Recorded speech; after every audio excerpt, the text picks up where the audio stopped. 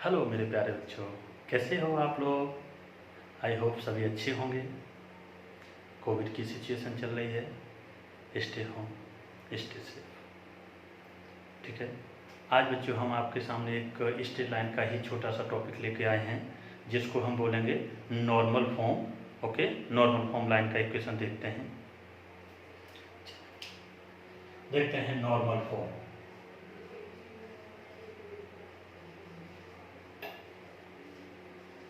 Normal form equation of line. ठीक है, करते हैं बच्चों। नॉर्मल फॉर्म लाइन का इक्वेशन क्या होता है बेसिकली अच्छे से समझना बच्चों।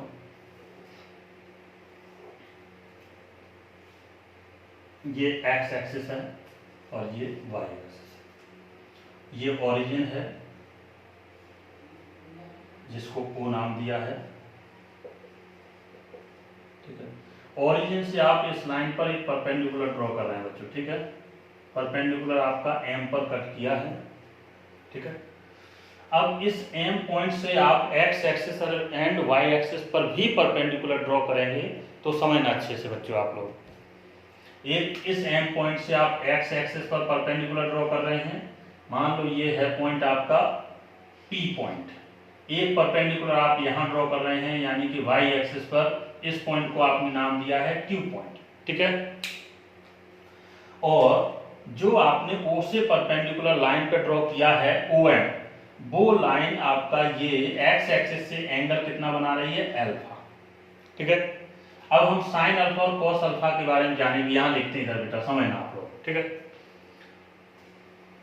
इन ट्राइंगल OPM, OPM, ठीक है, sine alpha sine theta equal to basically क्या होता है, परपेंडिकुलर अपॉन हाइपोटेन्यूज, यानी कि दिस। अच्छा, ये लाइन जो है यहां से यहां तक का जो डिस्टेंस ये P है, पहले से आप बता दो। OM जो है यहां पे लिख दो, OM कितना है, P है, ये गिवन है। ठीक है, तो this MP upon hypotenuse, hypotenuse कितना है इसका, P। ठीक है, क्रॉस मल्टीप्लाई करो, यहां से आपने MP निकाल दिया, MP कितना, P साइन अल्फा। ऐसे ही कॉस अल्फा लगाओ, तो कॉस थीटा इक्वल टू क्या होता है, बेस अपॉन हाइपो। बेस कितना है, दिस, यानी कि OP अपॉन हाइपोटेनियस कितना, P। क्रॉस मल्टीप्लाई करो तो यहां से आपने OP की वैल्यू निकाल ली, P इंटू कॉस अल्फा। ठीक है, ये देखिए।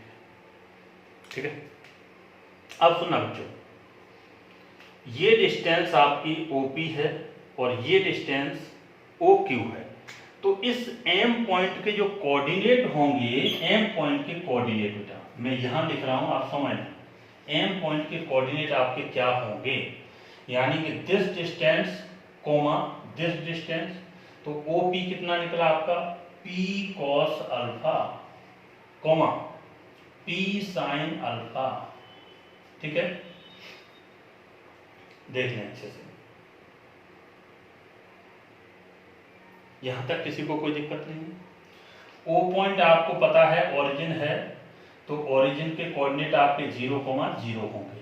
अब आप स्लोप निकाल रहे हैं, स्लोप ऑफ OM, यानी कि इस लाइन का स्लोप निकाल रहे हैं। इस लाइन का स्लोप क्या होगा बच्चों, y2 minus y1 upon x2 minus x1 y2, यानी कि M का ये पॉइंट आपका देखो x2 y2 है और ये x1 y1 है। ठीक है, तो P sine alpha minus 0 upon P cos alpha minus 0।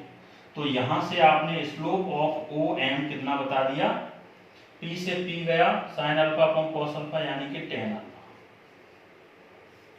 I hope यहां तक किसी को दिक्कत नहीं होगी। अब आपको पता है, इसको नेमिंग कर दो A and B।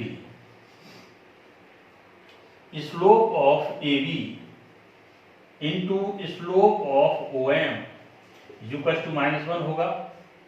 Because both line are perpendicular, so you can say that slope multiply of slopes is equal to -1. Slope of AB into slope of OM is equal to -1. तो आपको यहाँ से इसका slope पता है, तो आपको slope of A B find कर रहे हैं, कितना होगा -1/10 alpha. 1/10 alpha also cot alpha, so that is called m of AB is equals to minus cot alpha. Okay, अब आपको ए बी लाइन का इक्वेशन फाइंड कर रहे हैं, equation of line A B. तो किसी भी लाइन का इक्वेशन फाइंड करने के लिए मिनिमम आपके पास वन पॉइंट एंड स्लोप होना चाहिए। तो स्लोप आपके पास ए बी लाइन का है और इस लाइन पर एक पॉइंट भी पता है, एम पॉइंट है, तो आप लाइन का इक्वेशन लगा रहे हैं, तो देखेंगे y माइनस y1, ठीक है, कुछ भी लगा दो जैसे आपकी मर्जी पड़े, है ना। तो ये रहा x1 y1, तो p sin alpha equals to m कितना माइनस के cot alpha into x minus x1 p cos alpha. थोड़ा सा इसको ऊपर वाले को नोट कर लूँ, मैं इरेज करता हूँ बच्चों क्योंकि स्पेस कम है इधर, ठीक है, इधर करेंगे, ये वाला नोट कर लेते हैं, ठीक है। डायग्राम अभी काम का है हमारा। अब देखें यहाँ पे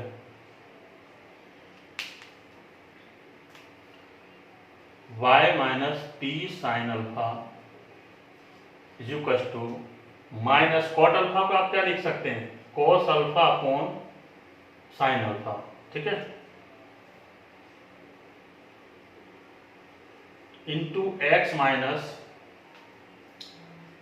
P cos alpha, cross multiply करें तो यहां से मिलेगा y sine alpha minus p sine square alpha is equal to minus x cos alpha plus p cos square alpha, ठीक।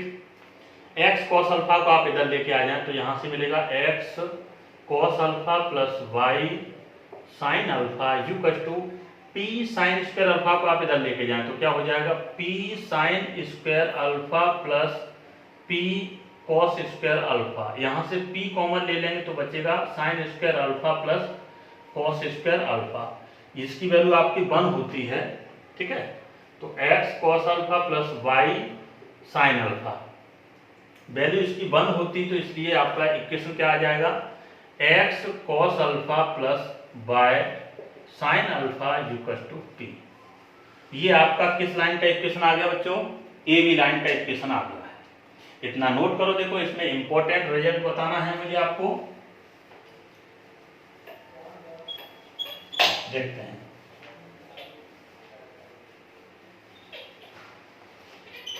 अब इस लाइन को आप पहले इंटरसेप्ट फॉर्म में कन्वर्ट कर लें, तो आपको हम बताएंगे क्या, यहाँ पे ट्राइंगल ओ ए बी का एरिया लिखने जा रहे हैं, इसलिए ये इंपॉर्टेंट रिजल्ट है थोड़ा सा। तो देखें क्या आ जाएगा, x upon p upon cos alpha, ठीक है, plus y upon p upon sine alpha is equal to 1, ठीक है।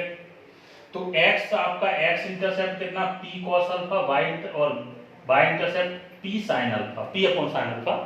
तो एरिया भी आपने लिखा था, मैं वापस से फॉर्मूला लिख रहा हूं, area of triangle OAB equal to 1/2 mod AB, A4 x intercept, B4 y intercept, okay.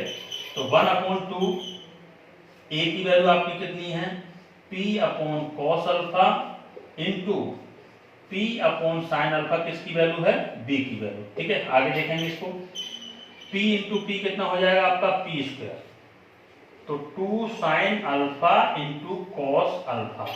ये ऑल्सो एक फॉर्मूला होता है, sine 2 theta equal to 2 sine theta into cos theta. तो इसी चीज को आप लिख सकते हैं p square upon sine 2 alpha, okay.